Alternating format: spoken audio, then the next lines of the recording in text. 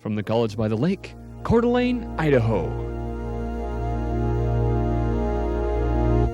Local, regional, national, and international guests discussing the issues and topics affecting the way you live are on Forum, the North Idaho College Public Forum, with your host and moderator, political scientist Tony Stewart. Welcome to the North Idaho College Public Forum. I want to take this opportunity to wish all of you a great holiday and also to wish you the greatest in 1994. As we go through the end of the year into a new year, we always try to do a special program. We're highly honored today to have a very distinguished guest to make this a very special time for us.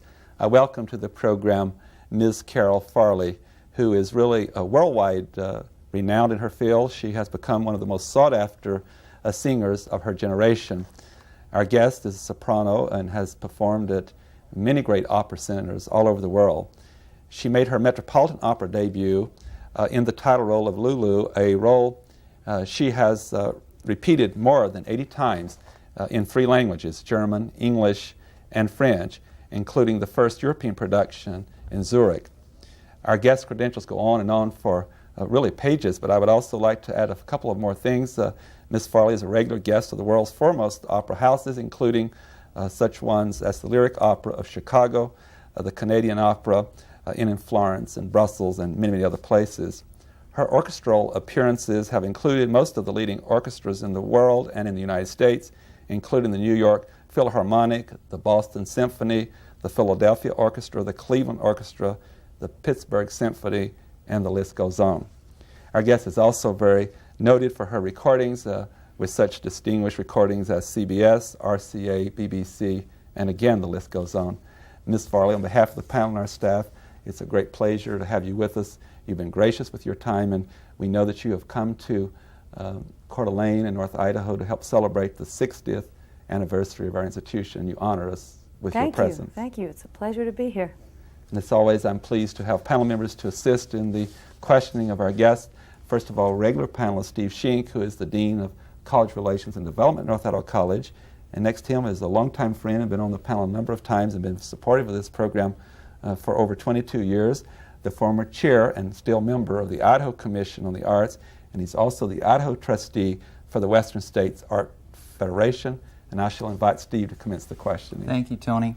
I wonder if we could spend just a little bit more time on your resume, and I think our audience, although it is regional and reaches up into Canada and across several borders, but I think it would be interesting for them, and certainly we are very proud to be able to point out that at least part of your training and experience comes from right here in Idaho. That's correct. Could you share a little of that with us? Yes, I went to school in Moscow because my father was at the School of Education at the University of Idaho for many, many years.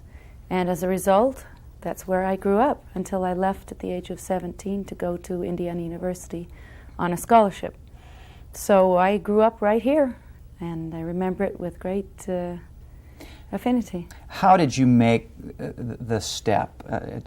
There's so many people with talent, and so few ever rise to your level of achievement. What, as you look back on your career, is there a single point that you can say this is where things started to happen? Well, that's difficult because I think careers are built for a number of reasons, and one of the great reasons is luck. I happen to have been very, very lucky. Of course, it's not enough to be lucky. You have to have something to offer. But there are so many singers, American singers, who are very, very talented, but for one reason or another don't turn up in the right place at the right time. And it's no good, auditioning 100 times. If they don't need what you have to offer, then you're there at the wrong time and it doesn't do any good. So I happen to have just, I guess, turned up at the right time, and I've also worked very, very hard. This career is, it sounds very glamorous, but it's actually a lot of work. It's a tremendous amount of work. If you were going to advise young people who have talent as you did, as you do, and who are interested in making the sacrifices you've made to achieve the kind of career you have, what would you tell them? Well, number one, if you aren't healthy, you're in the wrong profession, because this profession demands such a stamina that it's like being an athlete, especially for a singer.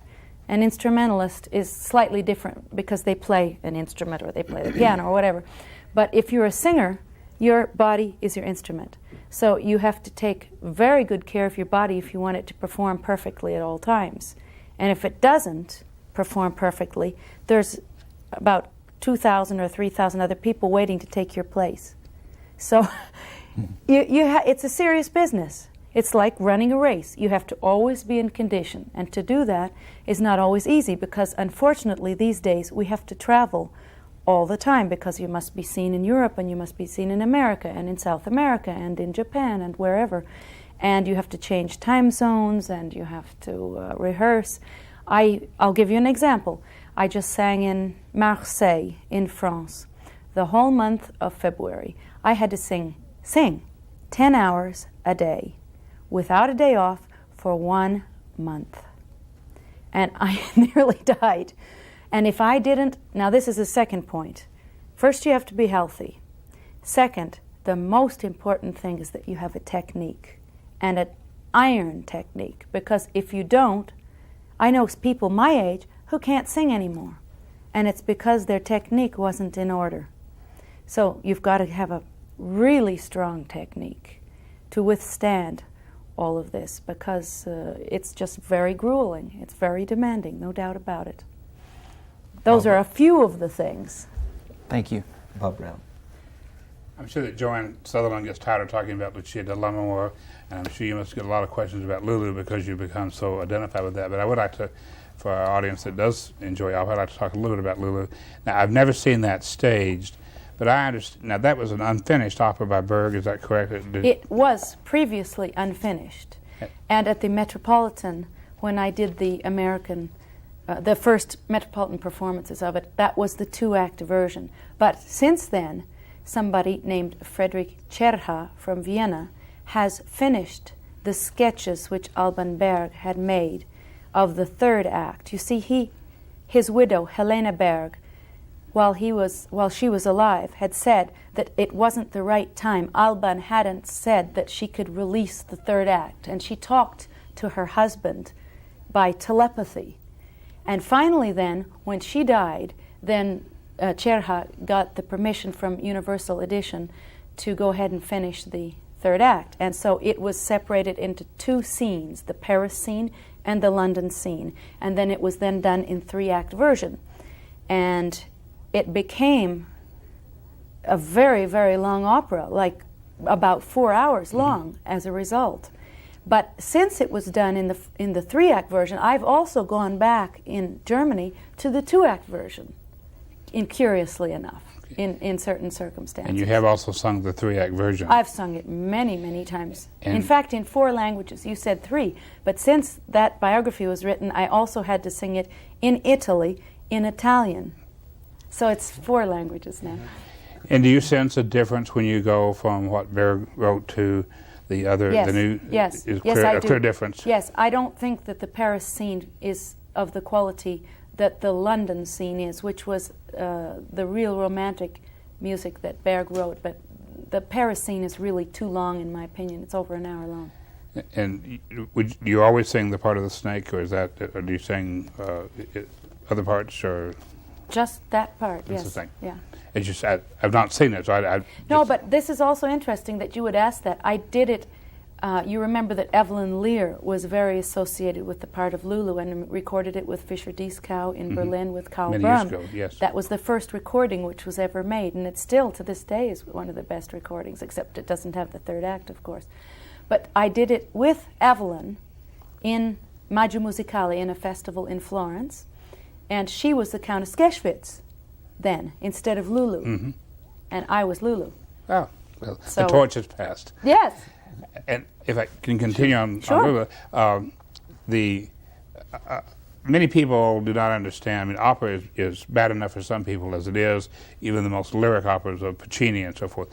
Lulu, of course, is written in what they call the Schoenberg, the 12th tone. Yes. And for many people, that's very difficult. And I'd like for you to comment, first of all, if you would, just on the 12th tone, the Schoenberg, a little bit. And then, secondly, which do you prefer if you singing? Okay. You said it's difficult for many people. I think it's difficult for everybody to listen and to perform 12-tone music. It's just very, very difficult because the thing which makes, let's say, Puccini or Verdi or any of the great composers of the past accessible is that there is a melody which people have heard hundreds of times, and they have that melody in their ear, and therefore they recognize certain things, and then they come to love them because they've heard them many times. With an opera like Lulu, they've maybe never heard it before. So the same thing happened to me when I first started. I performed it with Pierre Boulez the first time in Cleveland, just in a concert performance. And it was difficult for me as it was for the public, because I didn't know it well at that time either. But now that I know it so well, it seems like it's Puccini to me. But that's because I'm familiar with it. And that's the point, that you have to become so familiar that you can overcome the difficulties of this 12-tone system, which admittedly is very, very difficult. I subsequently have done another piece in this, only one other piece, opera, by the name of Erwartung by Schoenberg, which is a wonderful piece, a monologue, which I turned down for years and years because I thought it was so difficult. But once I got it learned, it wasn't difficult anymore. So it's that association. Now, what was the second part of your question? I've forgotten already. Well, just was, you really asked. You have I answered them. it? Yes. So you say that in 2050, Richard Nixon in China and some of the Philip Glass operas will be, Columbus will be a discovery, I think. I didn't say they'd be great. No. I said people would We'll be know more them familiar better, with them. perhaps, Okay. unless they die out altogether. And that only the test of time, I think, will tell the difference. But you have to realize that with modern opera, as with modern art, it's not the same as what was in the past. And in the time of Mozart and Beethoven, people thought that was very modern as well. And it was only later then that those things became accepted by the public. So there is a time lapse as to how things are accepted. Most composers are not accepted in their own time, only later. So that certainly would be the case with the great operas of the 20th century. Thank you. Ms. Farley, that goes into other fields too. I'm Okay. a political scientist, and that's oftentimes true of political leaders too, that they're really appreciated at a later time.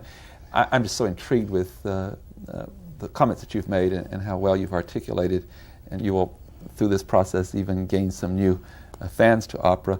You have performed so many places and in different types of opera. I would appreciate if you take time for our viewers to identify what opera you believe has been the most difficult one for you to perform and why that was the case. That's difficult because I have a repertoire of about 80 operas at my command, not simultaneously, however. I'm very careful about how I partition my periods of time so that I don't have to change styles. Yes. I sing everything from Monteverdi to the present day, and not all at the same time because it's very difficult. If I had to choose the most difficult opera I've ever learned, well, Lulu certainly would be one of them, just because of its sheer difficulty and because of its length. Now it's almost as long as Tristan and Isolde. One of the other operas which is incredibly difficult is an opera which I premiered in France in the past 2 or 3 years, and it's on the subject of blood wedding by Garcia Lorca, which is a wonderful play. In French it's called Les Noces de Sang, and I was the fiancée. And it was an extremely difficult part to learn. Another part I've done in Brussels was called La Passion de Gilles, which is the story of, I was Joan of Arc, and it was tied up with French history in the 14th century. That was an incredibly difficult opera, and in fact we rehearsed it for over a year. Every few months I'd have to fly to Brussels for some more rehearsals. So, those are probably the most difficult roles I've ever attempted.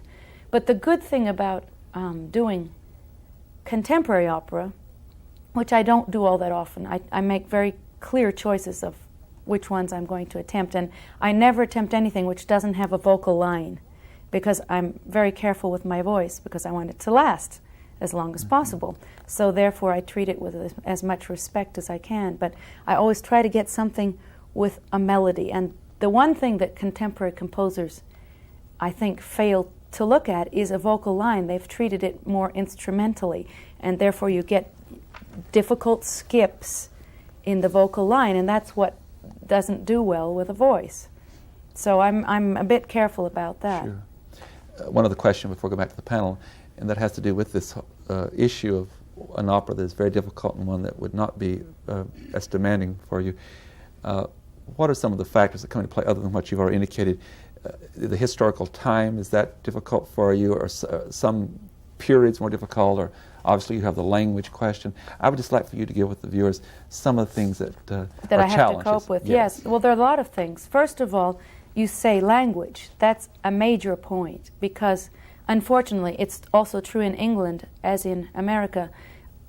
People don't speak enough languages because languages are not given enough emphasis at an early age, which is not the case, of course, in Europe. People speak many languages. I now speak 5 languages, not perfectly, but fairly well. And it's as a result of having lived in the countries and having to work there.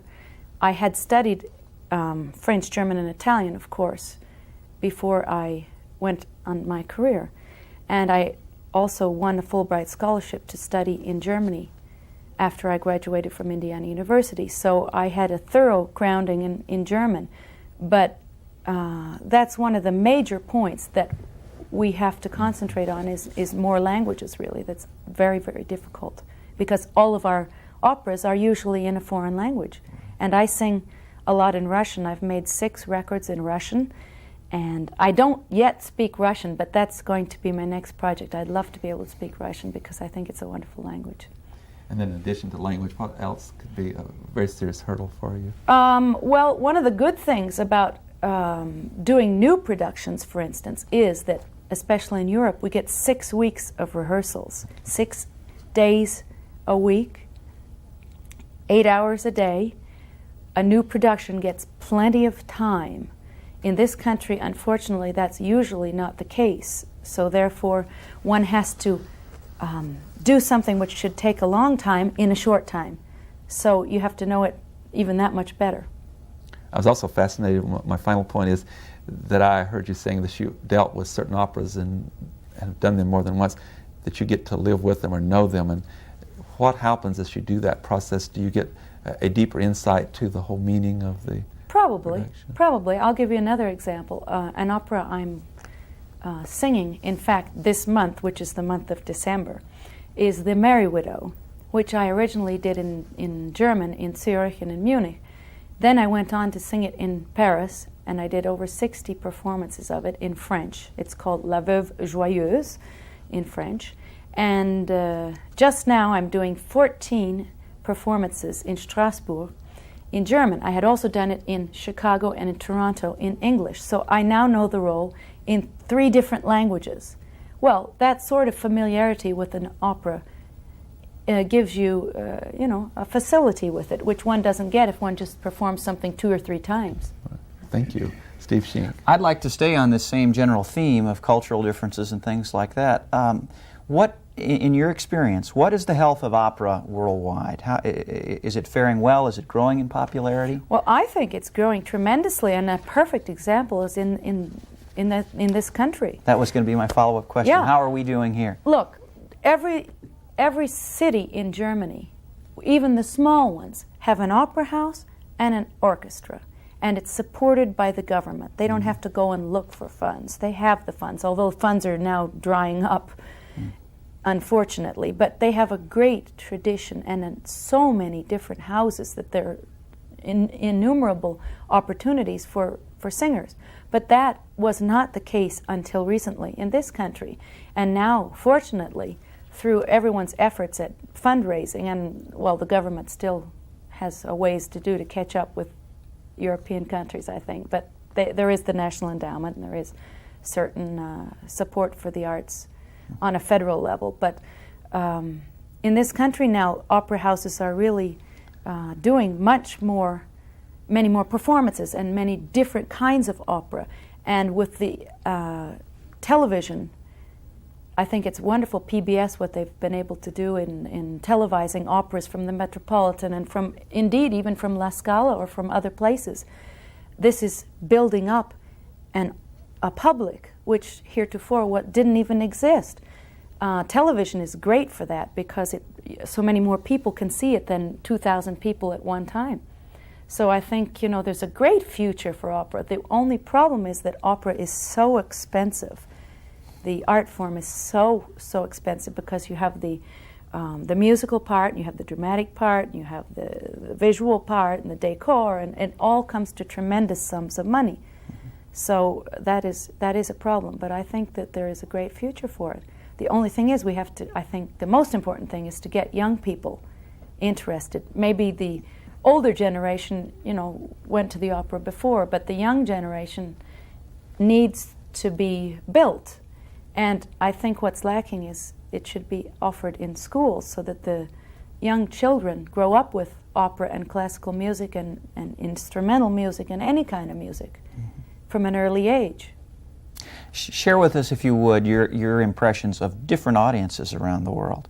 Do you have a favorite audience, first of all, in a particular country? And are there dramatic differences between the way an American audience reacts to your work as opposed to an audience in Germany or in France or in Italy? I think there are different audiences. And people are basically the same. If they like it, they're going to show that they like it, but they show it in different ways. And I'll give you an example. One of the most exciting times for me was my debut at Teatro Colón in Buenos Aires. It's one of the great opera houses in the world, as you probably know, and it seats 5,000 people.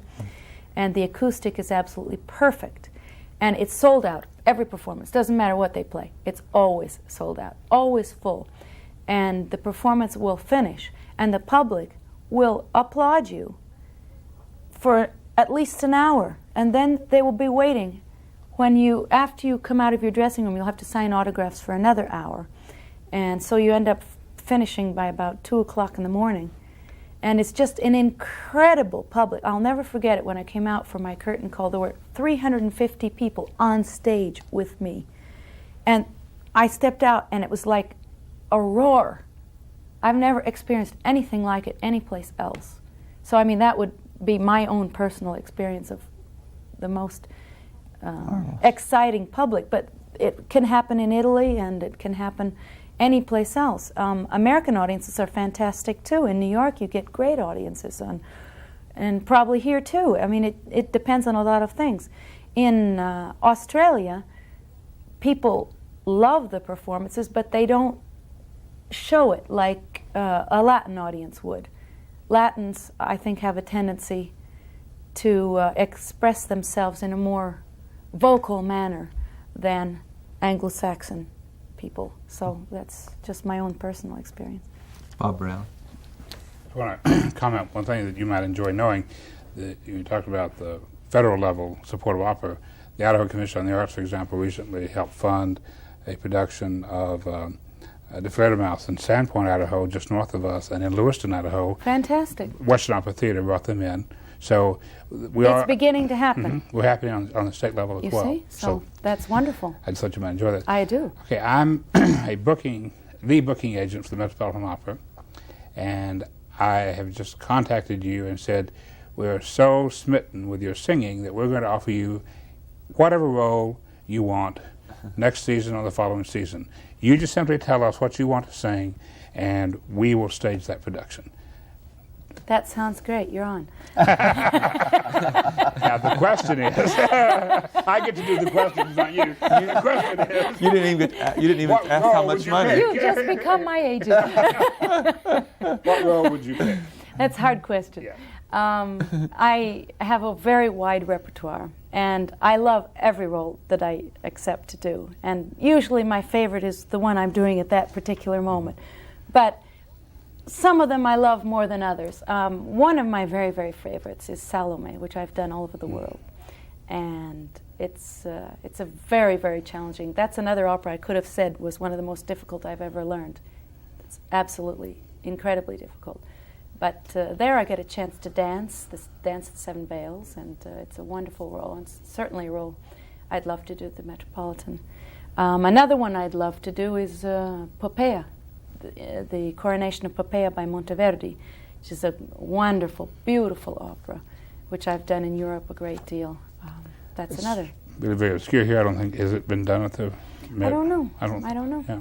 I don't know, but it's another one of my favorites. Another favorite is Traviata, which is, of course, always a great opera. I see you as And you see Violetta with a little cough. That's right. What I like, what is, if you want to call it my thing, I love to act, and I love to sing, and I love the combination of the two, and I love creating a character. That's what I do best. My best is in a, not in a passive role, but in a very dramatic role. I do dramatic roles. Well, speaking of, have you ever done Magic Flute? I've done it many times. And what role? I sing Pamina. Pamina, okay. Although at the beginning of my career I was asked a number of times to sing the Queen of the Night. Queen of the Night, yeah. But I didn't think it was for me, so I never did it. And why is that? Well, I had the right notes, but it just didn't seem to fit in my voice, so Okay. I opted for Pamina. And as a student, I also did the First Lady, which is a lovely role. So I've done a lot of Mozart. I've done the Abduction from the Seraglio, in the Seraglio itself in Istanbul, which was a wonderful experience. I did Salome in Tehran. I was the last opera to ever take place in Tehran before the Shah fell to the Ayatollah. So that was quite an experience as well. Well, the nice thing about that is that think of all the women now who wear veils in Tehran after you left. Yeah, you took yours off. I was the only one who didn't have a veil. In the short period we have left, one thing that you have done that I appreciate so much, you've been so open and candid, but you've been promoting opera, of course, while you're here. And for our viewers who are watching that may have not yet been introduced and learned to appreciate opera, what recommendation would you have to someone who has interest? How could they become a person that would have a great appreciation, their own preparation for opera? The thing with opera, that's another thing that is difficult for the public. Opera is probably not something that you can just go into without any information. So my recommendation would be that they should do as much homework as possible beforehand. Try and read a synopsis of what's going to happen. Maybe if they can't buy a recording, check something out of the library and listen to the music. Do as much reading about the time period as they can, and the characters if it's based on a play, or any information at all that they can do will help to prepare them to understand what's going to happen better. And the other thing which is helping audiences in this country is subtitles, which has helped tremendously. Unfortunately, I have the signal that time is up. Ms. Carole Farley, on behalf of the panel and the staff, thank you. It's been a wonderful opportunity to have you here. Great pleasure. Thanks for having me, and I wish everybody all the best for your future here. Thank you. Ladies and gentlemen, our guest has been Carole Farley, who's one of the most renowned soprano singers in the world, and I know you found this program for our holiday a really exciting one for you, and I invite you to be with us again next week at this same time when we will discuss yet another issue. Until then, please have a good week. I am Tony Stewart.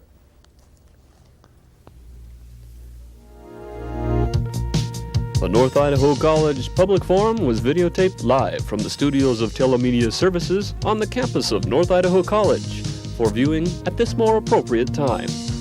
We invite you to join us again next week for another all-new edition of the North Idaho College Public Forum on this public television station.